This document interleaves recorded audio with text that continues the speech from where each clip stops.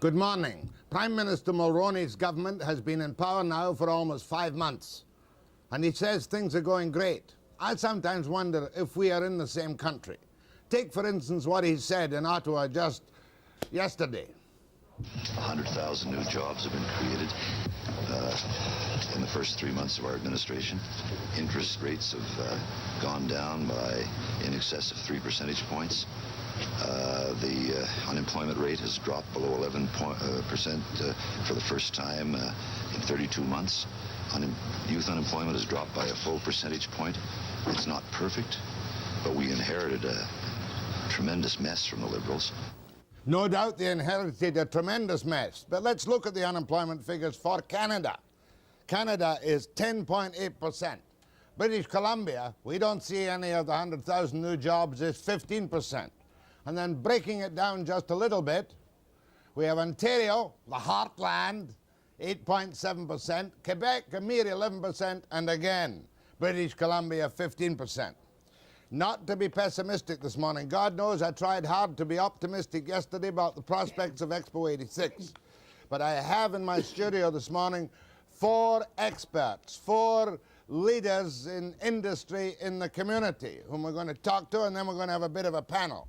The first one you're going to hear from this morning is Peter Bentley, who is President and Chief Executive Officer of the Canfor Corporation. And we're going to have Robert Hallbauer, Senior Vice President of the Teck Corporation, Northeast Coal and Mines and this and that and the next thing. And we're going to have James Matkin, who is the President of the Business Council of British Columbia. That's the old Employers Council. He can tell us a broad picture of how all business is or isn't doing in British Columbia. And as an expert in finance, money markets, interest rates, and the economy, I have David Sinclair, Senior Partner in the distinguished firm of Coopers and Lybrand. Off the top, though, let's take a look at our benighted forest industry after the break.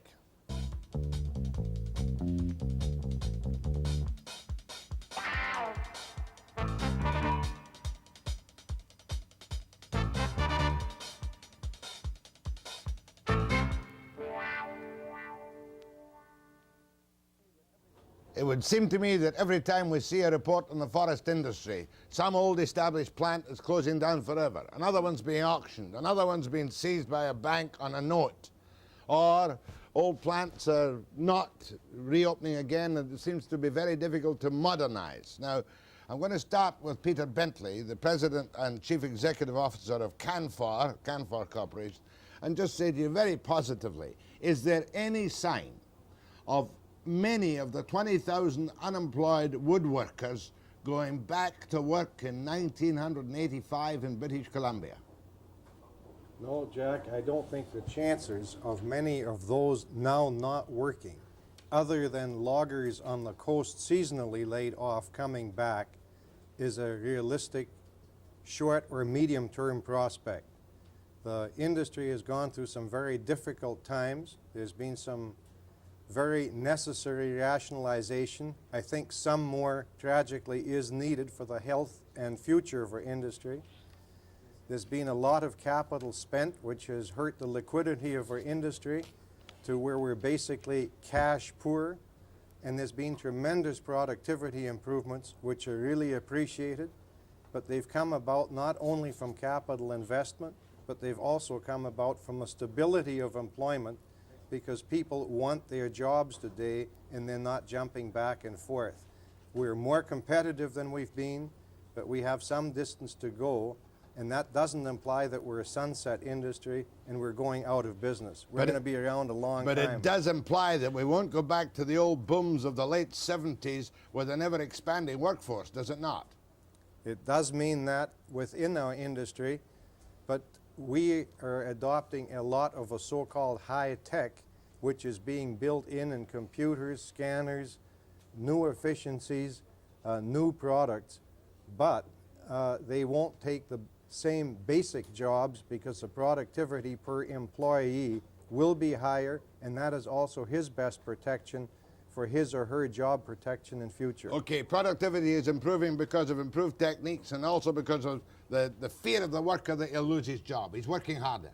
Yes? Right. The other thing, though, you said, and I want you to put this in my language for me, that despite this productivity improvement, etc., there must be some more necessary rationalization. Does that mean the closure of more plants?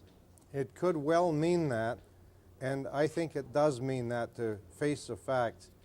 There are areas in this province where you have a known timber base to work from, and from that base, in order to efficiently produce products and value-added products, which are much in vogue, you only need so many plants, because the plants have to be capital intensive, they will have higher throughput, and you can't run 6 bad plants when 3 or 4 good plants would do the job.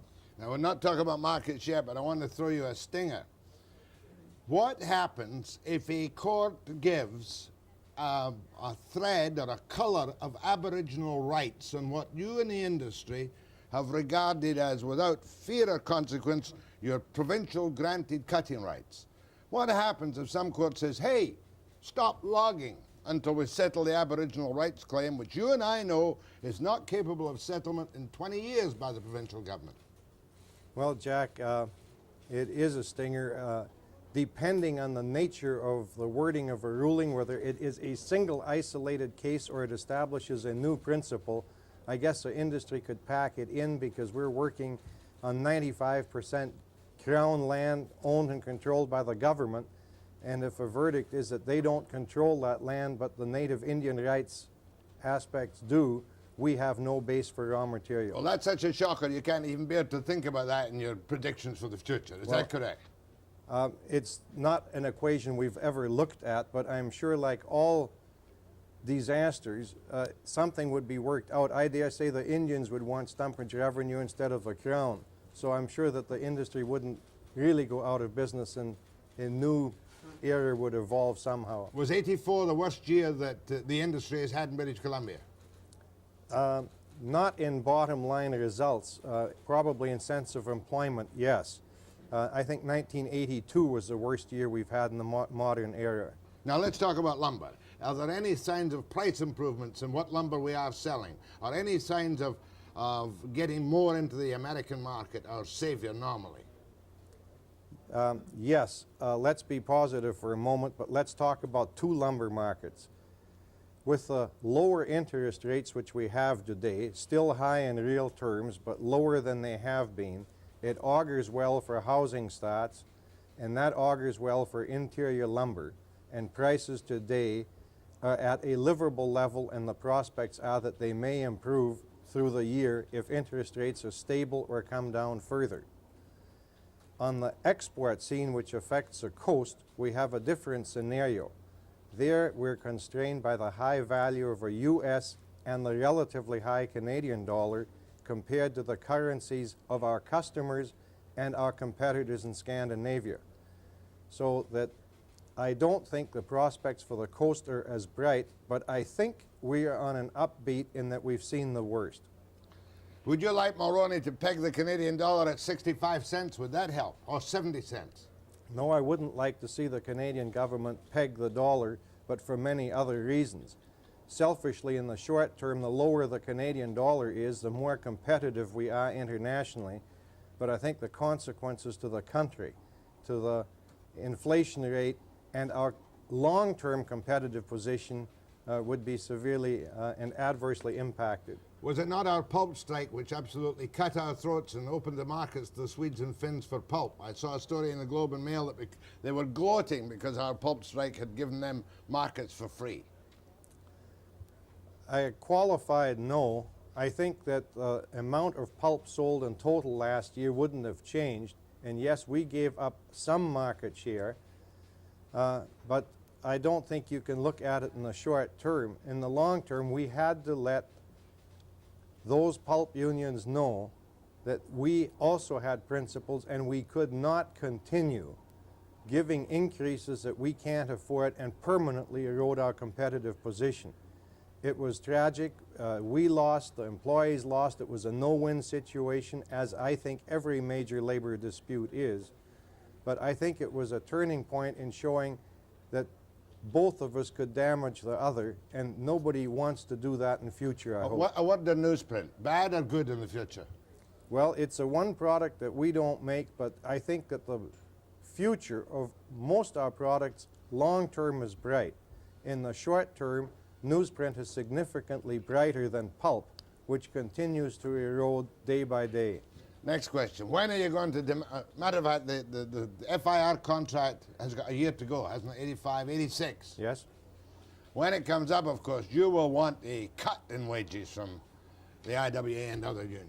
You can't afford... I mean, you made that terrible boo-boo of giving them the big increase back a while, remember? The 15%? I remember it well. And 12, 15 and 12, was it?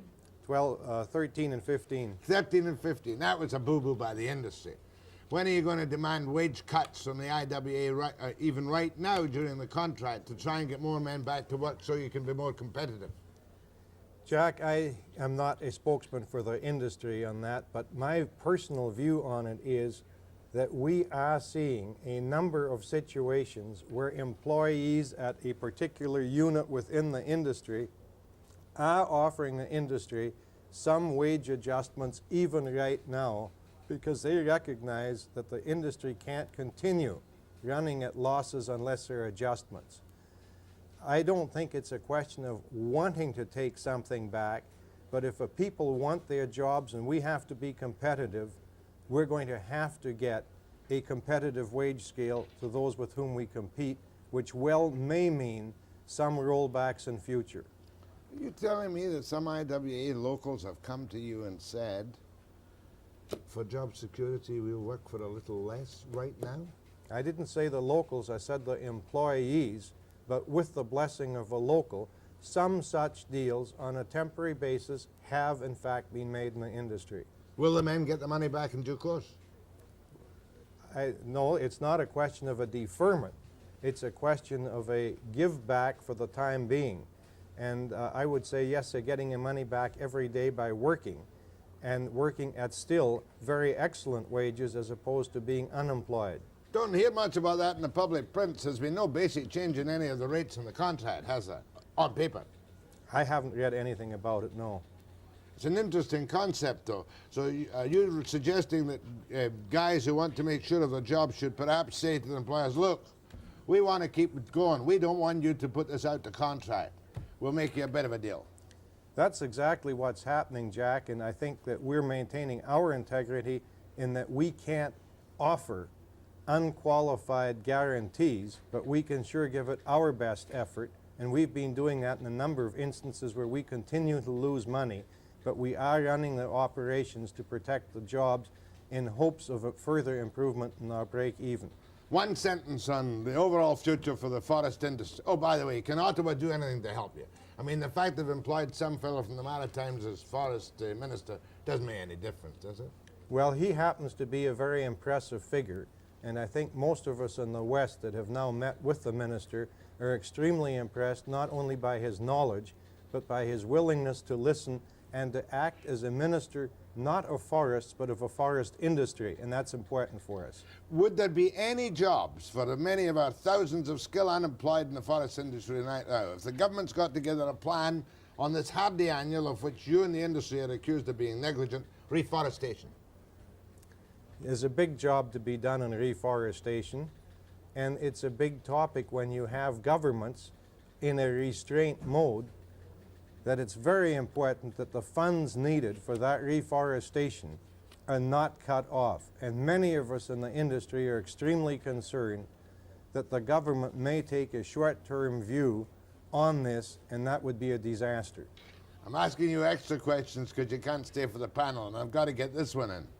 What criticisms have you got to make of the taxation policies of social credit in Victoria, which I'm told by Eamon Blow and other industry spokesmen makes you non-competitive, especially, I think, in pulp?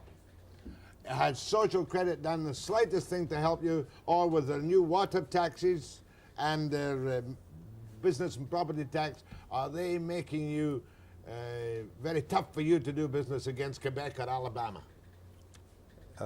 Clearly the answer is yes, it has been very tough. I only hope that the government realizes what they've done, because I don't think they've had their act together with each department doing its own thing to see what the total picture did to industry by way of revenues taken from us before we make a bottom line profit.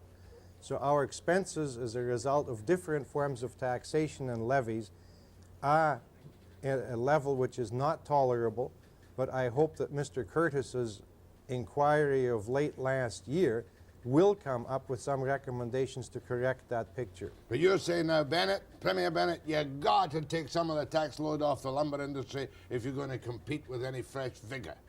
Off our entire forest industry and of other industry in BC. This isn't confined to us. Do you think he knows what's going on, Bennett? I would hope so. I'm not so sure. My thanks to, I'm sorry you can't stay for the panel, but you've been very illuminating this morning, and I must remember to check up on these little wage deals and tell Bennett that the taxation level at the moment is not tolerable from all industry. Jack, nice to be with you. My thanks to Peter Bentley, President and Chief Executive Officer of Canfor. Next, Bob Hallbauer, Teck Corporation, after the break.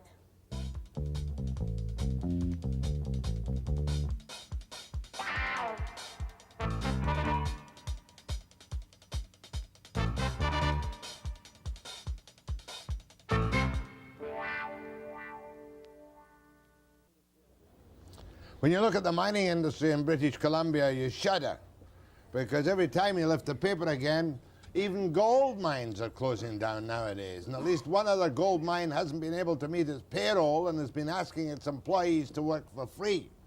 But here is Bob Hallbauer, Senior Vice President of Teck Corporation. Mr. Hallbauer, you've recently closed a number of mines in BC, haven't you? One, Just one. not a number. Yes. Which one was that? That was the Hymont mine. Will that open again?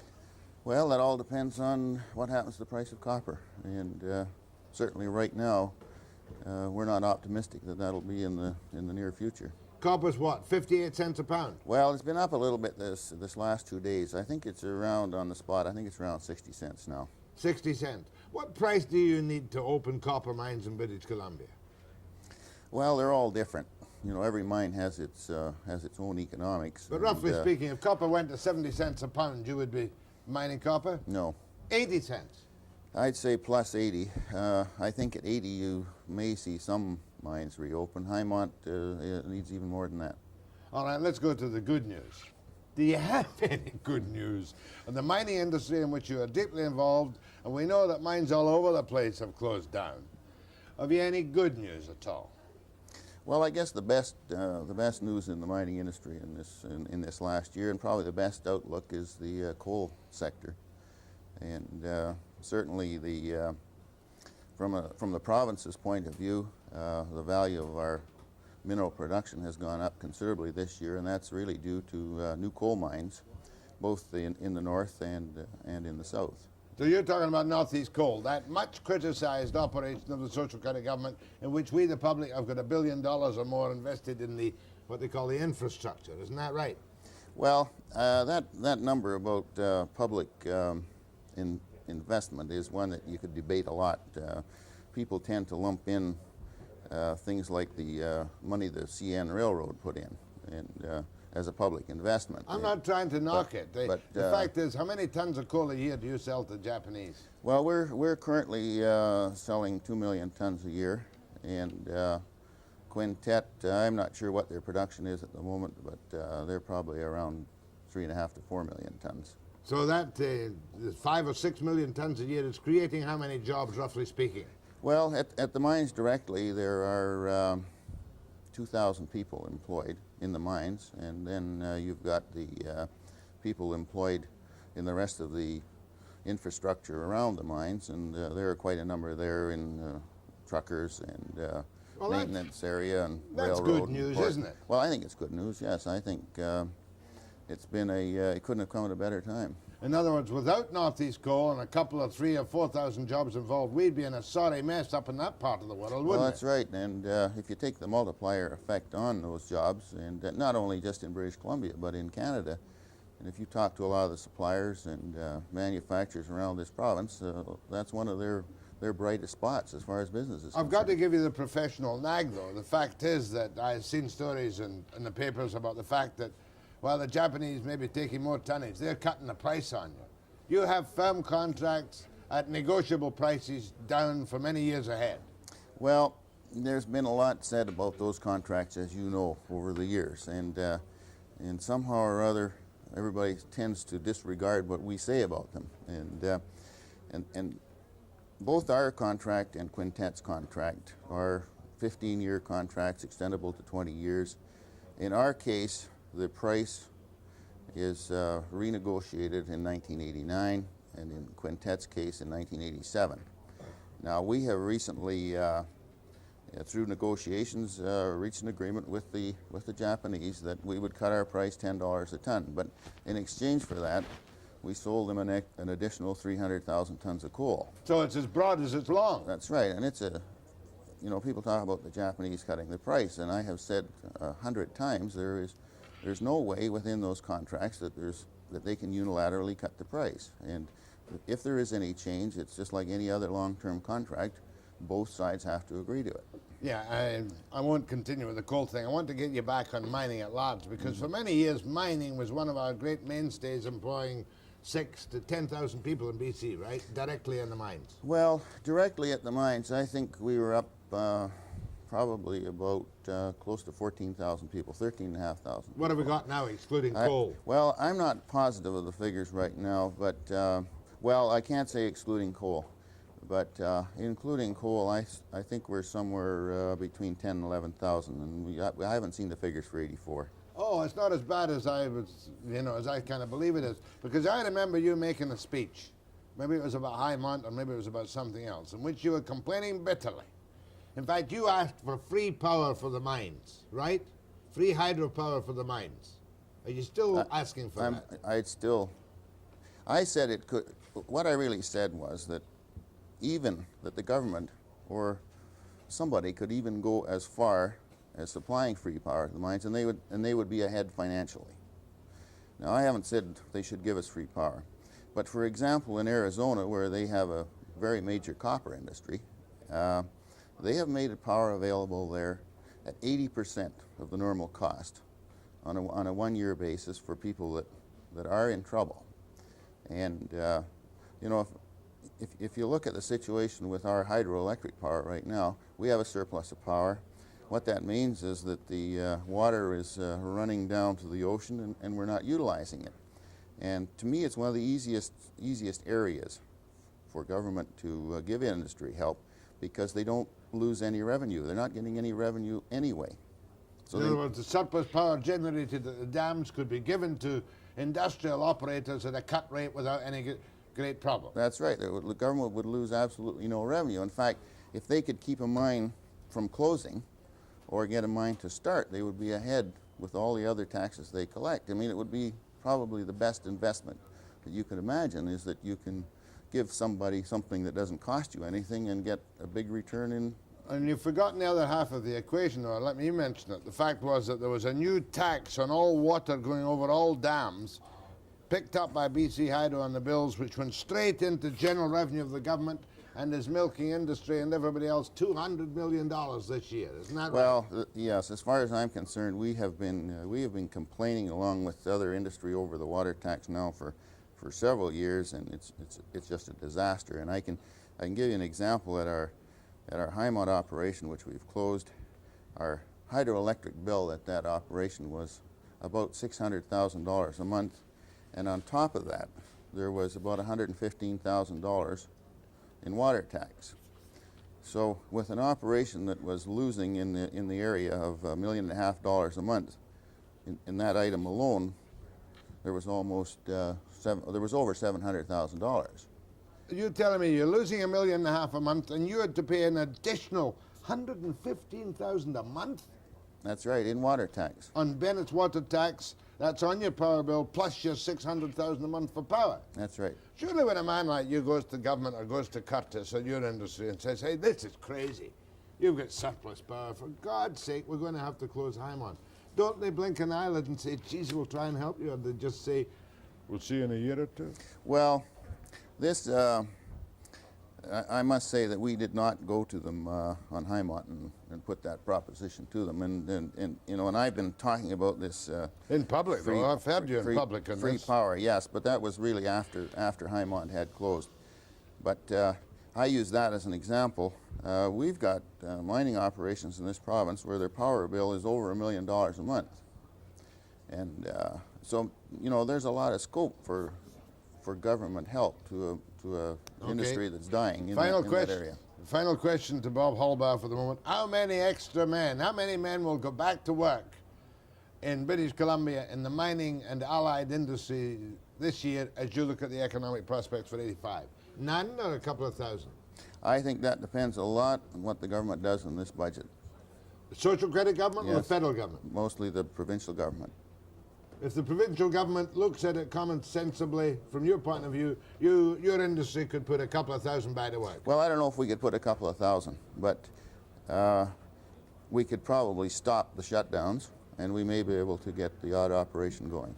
Mr. Hallbauer is going to be here for my panel in a little while. Next, I'm going to talk to Jim Matkin of the Business Council of British Columbia.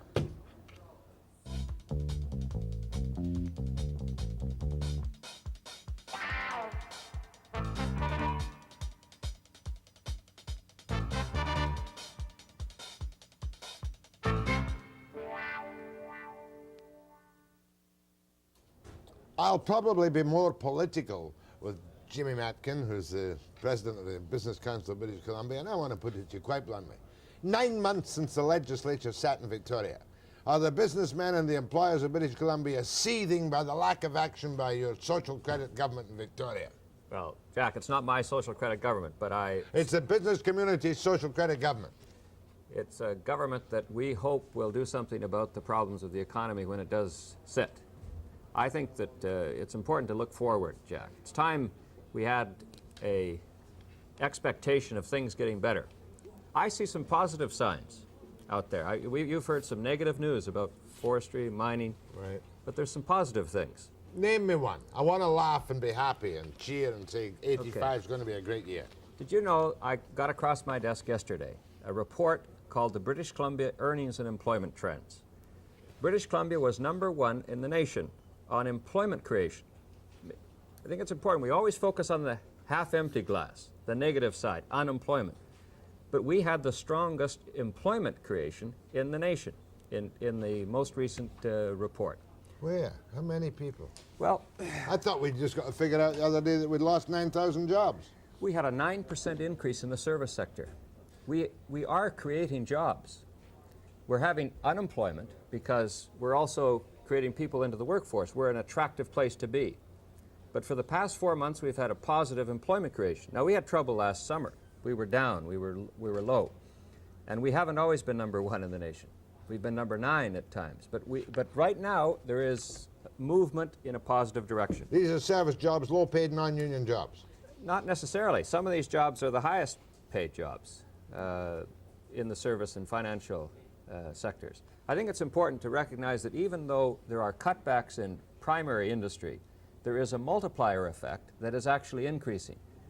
We have information that indicates that the multiplier effect for a forestry job has gone from 2 jobs in the service sector to 4 jobs in the service sector. So this is part of the new society, the information society. You must admit that we're exceedingly discomfited at this particular moment. And I, in my petty little way, I get mad when I see 8.7% unemployment in Ontario, 15% in BC, and I see this man Mulroney saying we've created 100,000 new jobs. You go to Kamloops and people would throw mud pies at you for saying that, wouldn't they? We need more job creation. I admit that, and we certainly, but we've got to recognize when we have some success. Tourism, for example, is on a growing trend. We passed the 2 billion mark in tourist trade in 1980. We're now 2.5 billion. That's a 25% increase in 4 years. Notwithstanding the recession, we can look forward to 85 and 86 being strong tourist. That's good, notwithstanding the price of our gasoline, which just horrifies visitors from Washington State, eh? That's a key factor, is our fixed taxes are too high. I think that's a common refrain you're getting from business people, and it would improve. What do you think of Bob Hallbauer's idea that they could easily give a cut in surplus power rates to mining industry right now, you know, 115,000 a month additional because of the water tax? Is that not the kind of idea that Bennett should come up with in his spring budget, if we have a spring budget? I think we need some new ideas in the taxation and energy supply area. I would just caution that we don't want to get ourselves in a countervail situation by providing subsidies to our own industries that we don't provide to others. But with that caution, I would certainly support any idea that Let's could look at improve the labour economy. picture, and this is something in which you are particularly expert for British Columbia for 1985. Considering the shambles at the BC Fed, considering the simmering union, non-union kerfuffles, do we have a stable labour picture for 85, or is it going to be much trouble? Well, we're predicting a better picture in 85 because, first of all, there are less major contracts coming up. In the private sector, there are very few contracts. There are some major public sector issues, but we think that the times are going to dictate that ability to pay rather than strikes and lockouts will resolve those public sector contracts. Because the public sector people they know they're much more secure than the people who work in the That's right. lumber industry, for instance. That's right. And they see the impact of unemployment. So I think that we can look to 1985 as a better year. Yeah, but you know, it's just at 15% unemployment. But what about the 3.4% employment growth, which is the Canadian average is 2.4%. That's an important thing to talk about. We've always had a higher unemployment than the national average on most of our history. So you think the prospects are quite good for 1985? Mind you, you want to see some, for instance, are you annoyed by the fact that the Labourers Union Local 602 backed down on their signed contract at $12 an hour as against $17 for residential house construction? I don't think they've backed down. What has happened is they've simply put that in abeyance to give the building trades time. That's not over. As I understand the situation, the Building Trades Council has a few days, a month, to come up with an alternative. If they don't come up with an alternative, then I think that deal goes back into place. Do you think that the Building Trades Council might well agree, therefore, with the Labourers Union to take a one-third cut in their basic wages in a market and presently in which they have no employment? I think that it's important to recognize that they don't have any work in the residential construction. So this is really a new ball game. We're not asking them to take a cut in their industrial construction. We're saying, you want jobs? There are jobs in residential construction. You've got to be competitive. Are there any major changes that the Business Council of BC wants done to the labor laws for this year? I think we want the labor laws to work more effectively is the main change. The parties to communicate better. We hope we've supported an application to the Labor Relations Board for it to play a more dynamic role, less rigid, less precedent-ridden, as it looks at the realities, the economic realities that we're facing in the forest industry and in the mining industry and in the construction industry. But are you advocating an overall no wage increase policy or even a cut in wages in our more sensitive industries for unions in British Columbia? We're advocating what is competitive, and that's flexibility. And one of the things that that means is that you do what the marketplace demands so that you preserve the jobs. We've got success. Productivity has increased as much as 30%. That's because of the fear of loss of jobs plus some high tech, is that right? Plus working harder and working smarter. Employees are working harder and smarter. That's because there's nothing like the prospect of losing your job to make you buckle down, isn't that right? I think it's helped. It's the virtue of necessity. It helps us all. It gives us a real steel in our backbone. So you're confident because of this somewhat unusual figure of an increase in the service jobs that things are going to be better in BC in 85? I'm looking at the big picture and seeing that the whole world is going through a structural shift from primary industries to secondary service industries. British Columbia is part of that dynamic. Are you happy with the performance of the Conservative government up to now? Because it would seem to me that they've only begun to cut. I'm very happy with what one of them described as the nimiwashi, a Japanese term for root trimming. It's a way of doing some spade work before you make a change. If you're going to plant a tree from one spot to another, you do some consultation, some root trimming, some spade work. That message that's coming out from the Conservative government, that you meet with labor, you meet with business, you hold a summit conference before you make a major change to the economy, then the tree will grow and live rather than suffer a cultural shock. Nimiwashi Matkin talking about Nimiwashi Mulroney. You stay for the panel. Next, David Sinclair of Coopers and Lybrand on interest rates and his view of the economy for 85. After the break.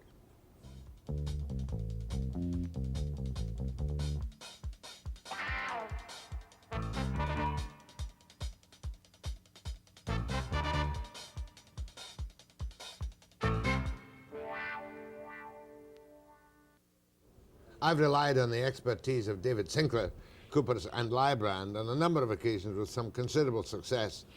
And I want to know where have we been and where are we going? Because people are paralytic. The only good news I see, if it is good news, is I see mortgage rates, 3-month mortgage rates at 8.95% or something. But where have we been and where are we going? Well, Jack, when you come to where we're going, the one thing that's certain is that nobody can forecast, and you're probably going to be wrong. But looking at where we've come from, Canada, along with a lot of the other countries in the world, in the 50s and 60s, went through an extraordinary period of growth. We had the post-war period where we needed to build roads, we needed to build bridges, we needed to build our infrastructure. We had a very high rate of population growth that was averaging in the 50s and 60s about 2.2%. We got into the 70s and things started to slow down and started to stop. The rest of the world also began to wake up. You had a country like Japan, which became a major industrial force. Many of the TVs and the appliances which we needed in the post-war period started to be made in Japan. We had governments in a situation where they didn't wake up early enough to what was happening, and started to run, starting about the middle 70s, these huge deficits. And that's how we're sort of in the mess, in a sense, that we're in today. But we've got a changed economic picture in the world as a whole, and that affects Canada. If you look at the inflation of the late 70s, we had about the highest rate in the world. That was a product of our government spending. We've suddenly woken up to reality.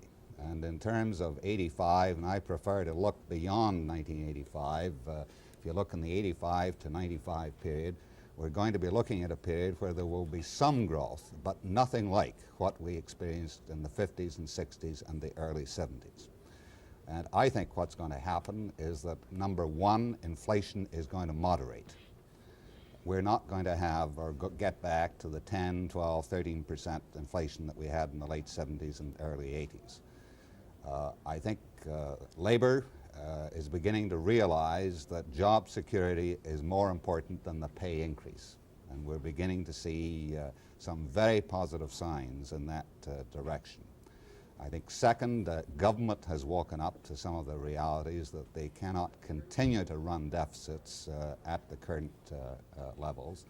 And I think the third factor is that management and business has realized that they can no longer make a profit by increasing prices. So they've got to work harder and they've got to work smarter. So my forecast is for an inflation level in 1985 that might be below the 3% level or possibly less in Canada, and looking at the next 10 years, say 85 through to 95, a pretty low rate of inflation in that period.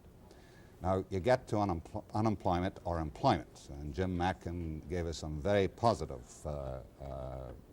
figures on the growth of employment. Now, what's been happening really in terms of employment is that on a Canada-wide basis, Canada is beginning to do better. A lot of that is centering in Ontario, and it's a result of the situation in the automobile industry. The Canadian automobile industry was fortunate enough to be making big cars. And as the price of gas came down, these big cars came more into demand. Canada will run this year a surplus on its auto trade with the United States of about $5 billion, which is the highest on record. Now that's where the jobs have been created in the manufacturing centre in Ontario. Now if we look at British Columbia, we've got a worldwide glut of natural resources. That's a combination of the general slowdown of the economy, the fact that in the inflation years of the 70s, people were building like crazy. And they built on the basis that if they didn't do it today, it was going to cost a lot more tomorrow. Now, the wheels have come off. We've got excess productive capacity in a lot of the resource industry.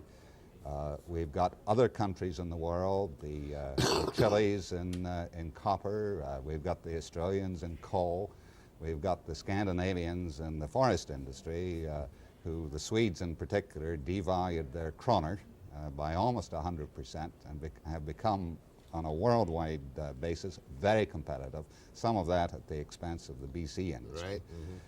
So our basic resource industries, which are so important to us in this province, are going to have tough times, and they're going to have to learn to be smarter, they're going to have to learn to be more competitive, and labor and management obviously have to work more closely together. Now, if we get to interest rates, which is the other level of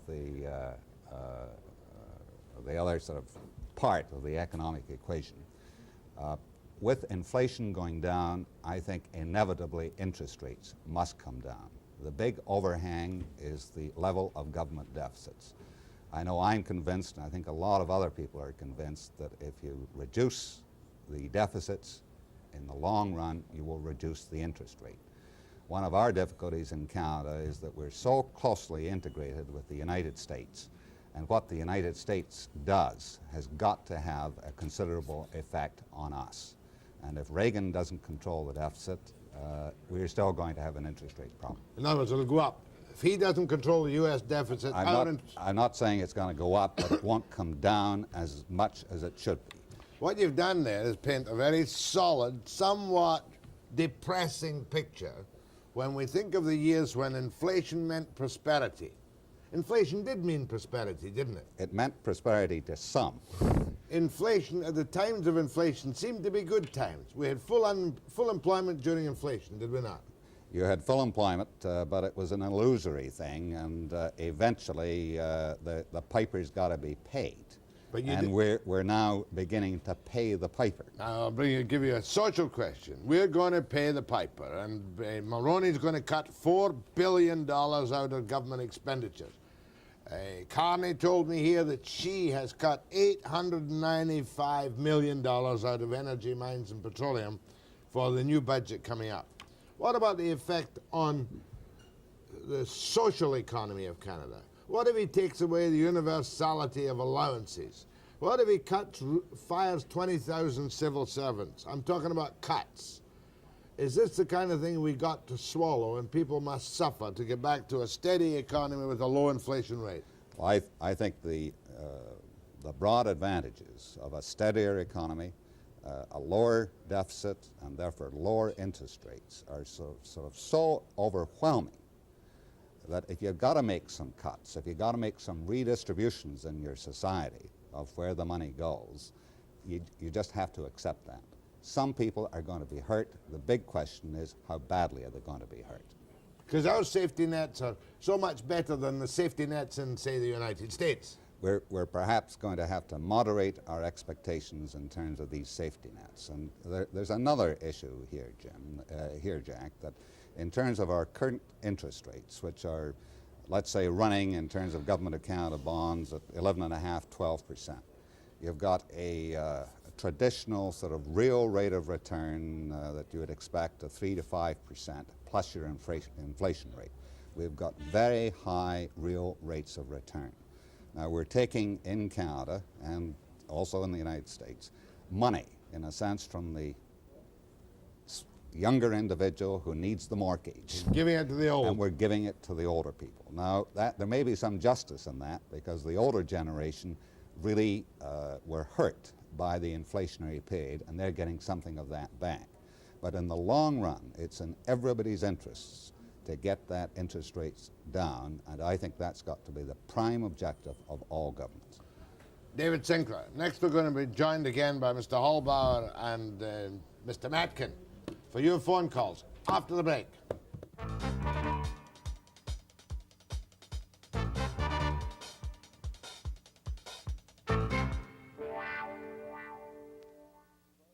Big Scotsman, Donald MacLeod.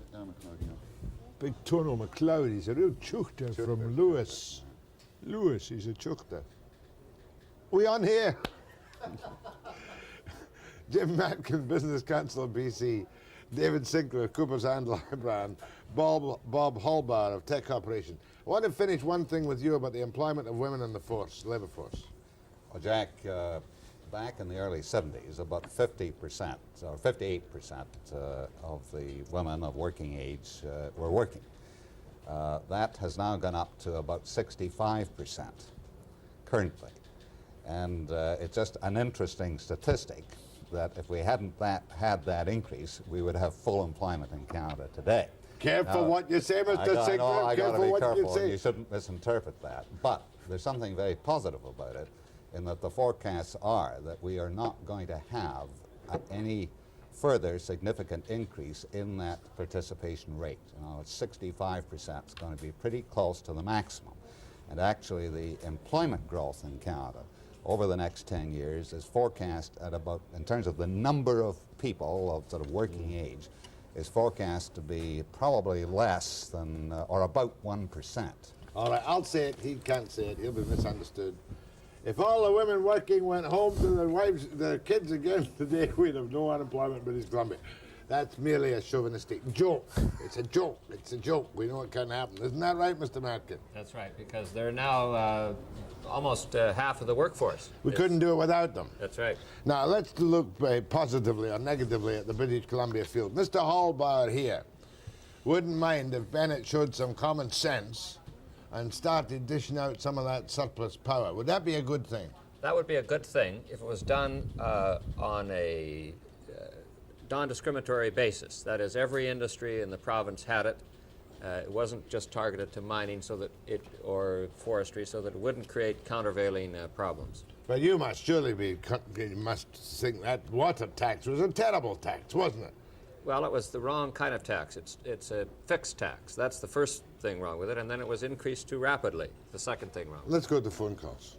Now, you've got Mr. Hallbauer on the mining industry on Northeast Coal. You've got David Sinclair on the economy, interest rates, and you've got Jimmy Matkin on labor legislation, provincial government policies, employers' attitudes, whatever. Where am I going? Go ahead, please. Hello. Yes. Is it me? It's you. Oh, okay. Now, I'd like to ask you three learned gentlemen there about the prices that particularly with the gasoline now. You're asking the average Canadian to hold the line, and yet the price of gasoline goes up. It affects everything we buy, everything we use. Now, the provincial government wants their take, the federal government wants their take, the oil company wants their take. BC Tel wants a 15% increase in rates. And Bennett's got $30,000 for a new staircase over there. I mean, these things are ridiculous. I'd like your comment on it, please. Yeah, gentlemen, you go on the gasoline taxes. We have statutory increases along with the cost of living on provincial gasoline, don't we? Well, one of the basic problems with the gasoline tax is too much of it comes off at the provincial level.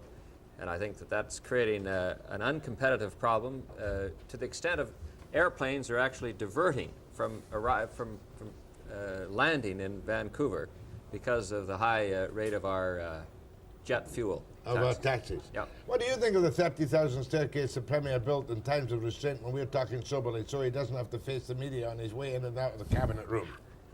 Well, I'm not going to comment on that one. I don't have any view on that. And I can't ask you two gentlemen to comment on it. He's more, unless you wish to, of course. It does seem an extraordinary expenditure at this time, does it not? At least it's going upstairs, Jack, and not downstairs. Go ahead, please. Hello. Hello. That's you, sir. Hi, Jack. I have a question for your guests in regards to sort of the social effects of this economic reality that they're painting. I mean, we're living in BC. I'm a 25-year-old, fair intelligence. What type of future can I look at? Not able to finish university because of the situation with the universities in the province. Don't have any type of training that will make me more competitive in terms of the job market out there.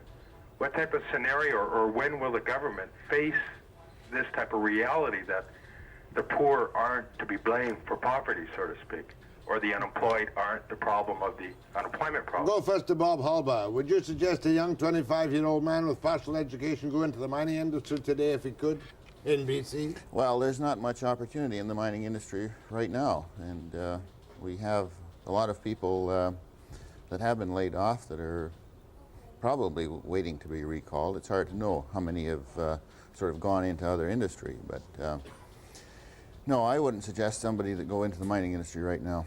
If you were 25, what would you go into if you didn't have a university education? That's a good question. I've thought about that recently. Is just what field could you look at? They keep talking about high tech, but that only means new clones, doesn't it? Well, you know, high tech is what the future is about, and high tech is a lot of things. There's a lot of low tech and there's a lot of high tech. It's doing things better than we've done before, and there's no doubt about it. There's been an extraordinary growth in the computer industry. Bob, you must have seen that in the mining industry. The number of instrument mechanics you need. But what about a machinery 25-year-old in British Columbia? Does he have a good, bright future in the foreseeable short term? Well, I think what that individual, and I've got two children myself at that age who've got a similar sort of problem, is they've got to look to the future. They've got to do their darndest to get what education they can get, and they're probably going to have to wait for a little while before the opportunities present themselves. And you, Jim? I think there's opportunities right now. I think that one of the difficulties we've had is the young people have focused on the idea that the opportunity depended upon getting a job. Somebody would create a job for you and you would go get employed. What's happening south of the border is an enormous dynamic force called entrepreneurship. And it's young, educated Americans that are going out and creating their own job. I know, but that's too specious, Jimmy. It's not specious, Jack. It's essentially the most dynamic thing happening in North America today. Hold on, old boy. Take a break. Go ahead, please. Yes, I have a question for Mr. Sinclair having to do with interest rates. Right. Pointed out that prosperity, in order to achieve it, we must have lower interest rates. About 1962, I believe it was, there was a change in the Bank Act. Before that, it was against the law for banks to charge more than 6%. Subsequently, they went on by virtue of that change to charge apparently whatever they liked. Okay, question. You want that back again? I'd just like to know what Mr. Sinclair's opinion is with respect to that change, whether it was good for the banks, the country, or both, or neither. Okay, hold on. Well, I think what you're dealing with is an international situation, and there's no way that Canada can have a 6% interest rate when the United States has got a 12% interest rate. Was it set at 6% then because 6% was a high rate? Yeah, well, at that time it was probably quite a high rate, but it was under the Bank Act, it was a fixed rate that could be charged by the banks. But the other side of that is that the money that they have to pay to their depositors would only be 2 or 3%, and if any of us had some money that we wanted to invest, we wouldn't take 2 or 3%. No longer practical. Go ahead, please. Yes, my question is directed to the panel generally, but specifically to Mr. Sinclair. If overall taxes were reduced, both federally and provincially, reduced substantially, would businessmen in British Columbia spend more time thinking about creating profit and less time thinking about tax avoidance? I'll leave it with the panel. What would the substantial tax cuts do? Well, that's one of the theories that I think has some attraction. That the present scheme now has become so complicated that you're encouraged to to look for some loophole as a way of reducing your No, taxes. he's more basic than that. He said if they cut tax, would the businessmen actually use it to create jobs or merely take more profit? Well, I'm coming to that. That's the point. Now, the businessman has to spend a lot of his energy working out these schemes. The notion of the simpler taxation is that you will then spend your time on fundamental things instead of building a house of sand. That seems to be the basis of some of the loopholes. You find the worst scheme, and that's the one that you can use. This way, you find the best opportunity. Let's ask the miner. If you got substantial tax cuts, would that mean more profits for Teck, or would you actually create more jobs? Well, more profits, I guess, for a company that's been losing money would be a first priority to get back into the profits, because a lot of the mining companies have been losing money. But certainly from an exploration point of view, that's where the mining companies spend their money, and that's where, you know, people would spend more. There's no question about it. On an economic basis, does it make sense? Cut taxes, more jobs. Well, you've got the trade-off there. If you cut taxes, you will get more jobs, but if you cut taxes and increase the deficit, then in the long run, you'll have fewer jobs. This deficit is the nightmare. Deficit is the nightmare. Go ahead, please. Mr. Matkin, I'm very interested in your statement about growth and employment in British Columbia. 15% is still 15%, and I just don't understand the song and dance routine you're doing on that. Maybe you should have been selling used cars. Well, to tell you the truth, caller, neither do I. Well, let's go through it. Simply. Let's start with the fact that in 1973, we had 775,000 people employed in British Columbia. Right. It's now 85. We have 1,100,000 people employed. That means we've had an enormous employment growth over that decade. Each year, we have an employment growth.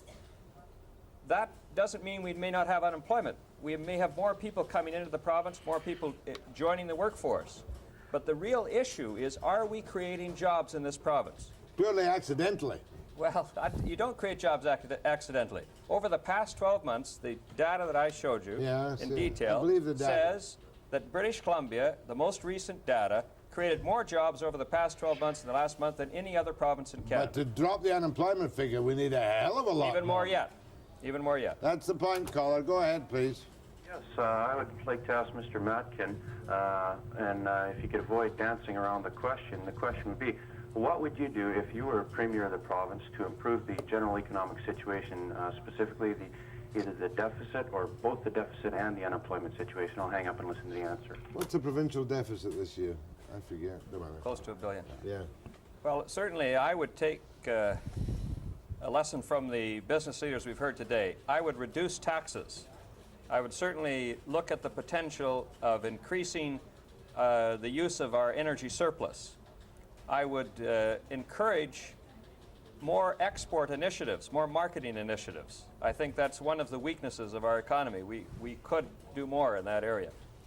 And I would try harder to get the labor, management, and government communities to work together and find a stronger community spirit. I think we need to stop shooting ourselves in the foot and create a better sense that we can Fair enough, fair enough. Jim. Anything to add to that? No, I generally agree with that. I think that from our industry's point of view, we've got to cut out the non-profit taxes, the indirect taxes. They've just grown far too rapidly, and we can't afford them. Your example of an extra $115,000 for one fairly small mine when you're losing $1 million a year on it and already paying $600,000 for a light bill a month. A month, yes. David? Yeah, I think that's true. I agree with Jim and Bob. Government's got a tough situation, and in terms of the economy, there's only so much that government can do. And I got an old saying: you can't make a silk purse out of a sow's ear. And we've got a tough situation in our resource industries. Go ahead. After the break, please.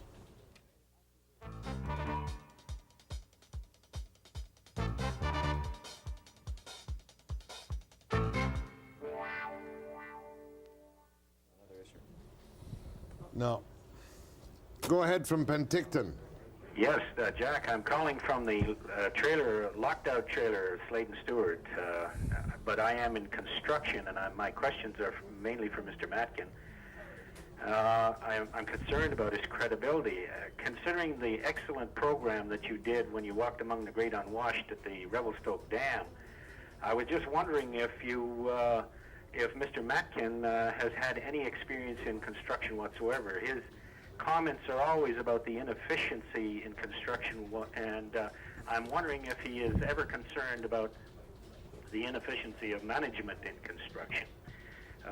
Secondly, considering his comments with respect to young people joining the Army and now the entrepreneurship, I really wonder if he has any answers at all for us. And generally speaking, to the panel, why is it when the hardship, the belt tightening and the bullet biting is considered, the fat cats sit back, but it's always us guys on the bottom end that are ones that are going to get cut, that have to fall through the safety net before, Okay, well said. It is a fact that crossed my mind when you were talking to me with your serious face about, we've got to cut the deficit.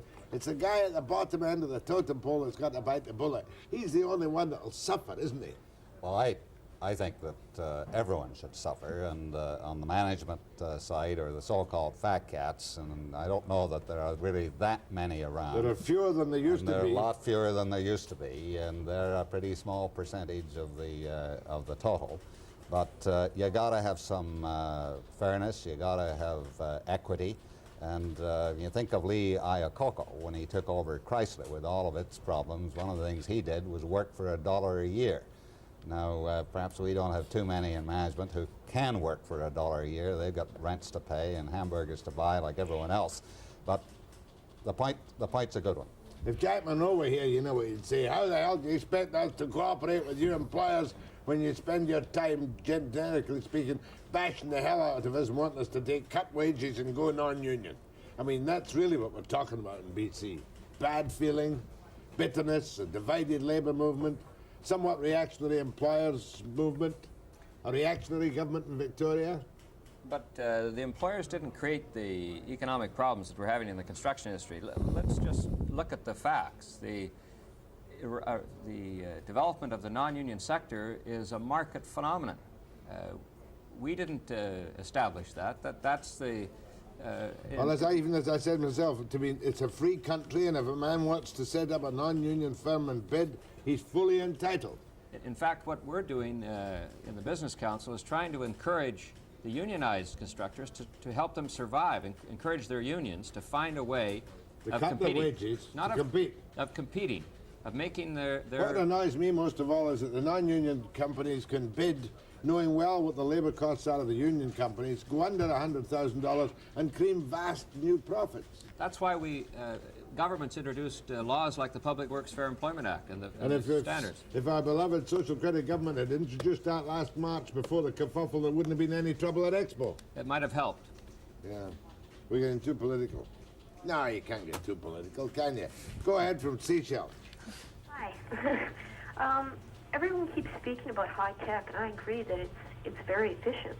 I'm not denying that, but it's moved so rapidly within the 3 years. Could it possibly become our downfall? Can high-tech become our downfall, gentlemen? Who wants to take it? Not in the mining industry, I don't think. You need it all. We need what we've got, and we probably need more. In the long run, if we don't have it, we won't be able to compete.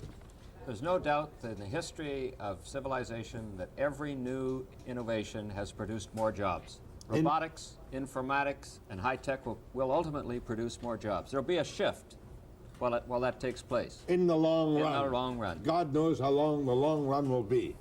Go ahead, please. Mr. Sinclair talks in terms of the prospect of falling interest rates, provided that President Reagan can get a handle on the deficit. Mm-hmm. Everyone you talk to, or anyone that the ordinary person speaks to in the banking world, talks about interest rates having bottomed out. What would Mr. Sinclair's advice be to the thousands of us who are looking at mortgage renewals? Short-term or long-term? I'll hang up and listen. Well, there are a lot of forces at play, and if anybody can guess what interest rates are going to be 6 months from now, we probably don't need to work for the rest of our lives. The sort of conventional wisdom is that interest rates may go down over the next 6 months, and then may start to rise a bit in the fall of 1985. But most observers, I think, believe that in looking ahead over the next 5 years, we're going to see a drop in interest rates. So you would suggest, all things being equal, not too long a term of a mortgage? I think that might be pretty good advice, but you could be wrong. After the break.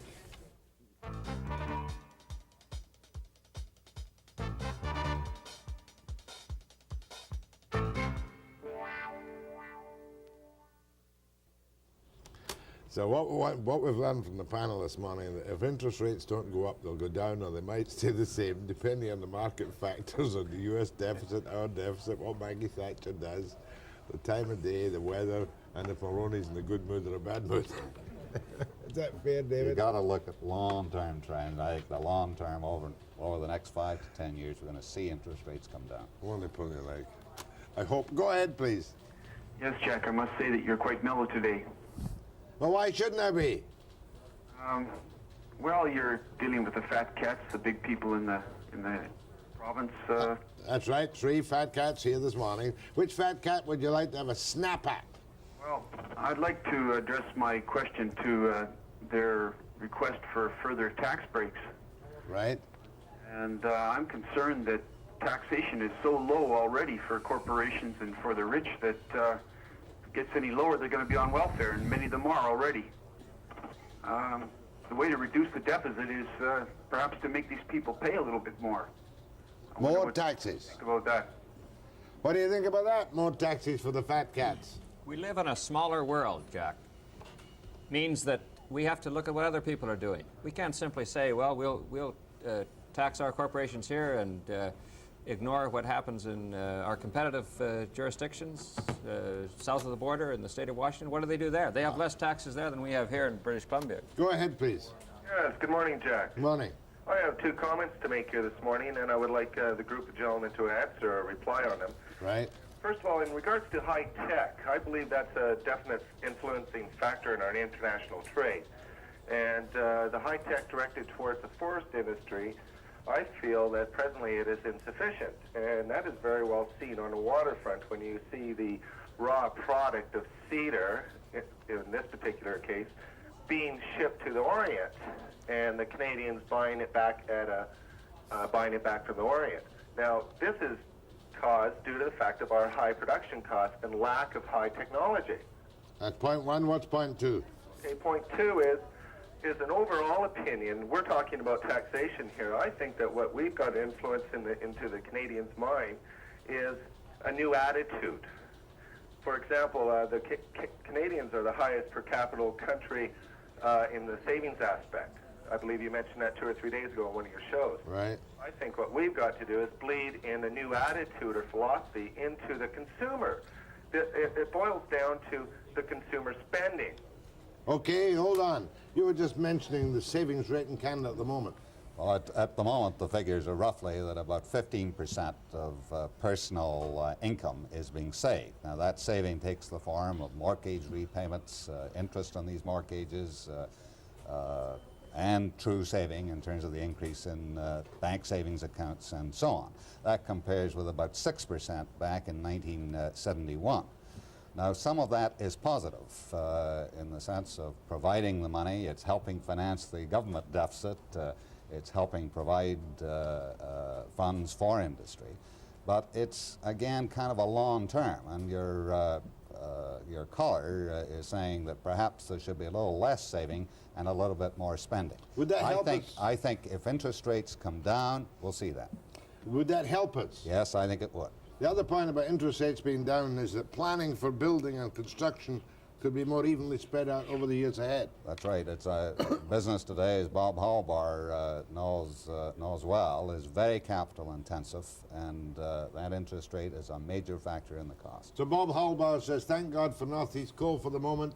Not much prospect of reopening mines unless something happens in the way of taxation. Well, there's some hope for copper improving, I think, in the next few months, but generally, this is like Dave talking about forecasting interest rates. It's an extremely difficult thing to forecast. I don't think it's going to rise high enough this year to make a lot of reopenings, but And there is some hope. One word, do you think Bennett should recall the legislature even sooner than he has done? I think we should get to work in improving the economy through working together with the legislature, business and labor. My thanks to all of my panelists this morning after the break.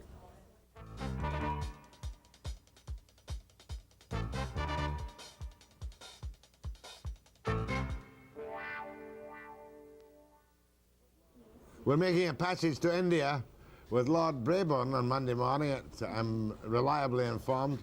Another big shot too. 9 a.m. precisely.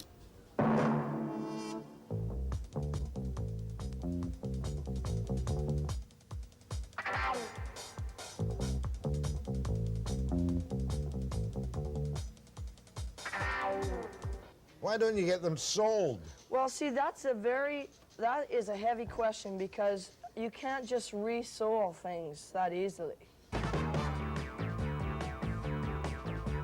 What does hanky-panky mean? Rolling in the hay. At this time of the morning. You love it, Jack.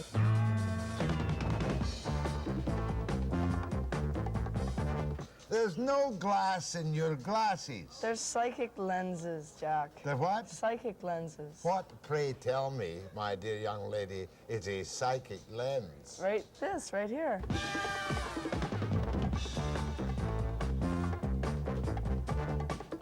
Save up your money, keep off the rocks, and you'll always have tobacco in your old tobacco box. Oh, Jack!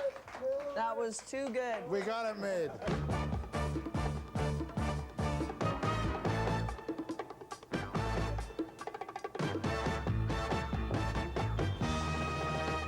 Terrific. Jack, you amaze me. I'm inspired by you, KD. Well, That's it. It's mutual.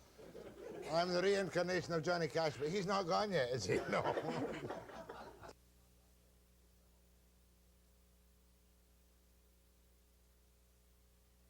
A look at BC's economy for '85 on Check at Midnight.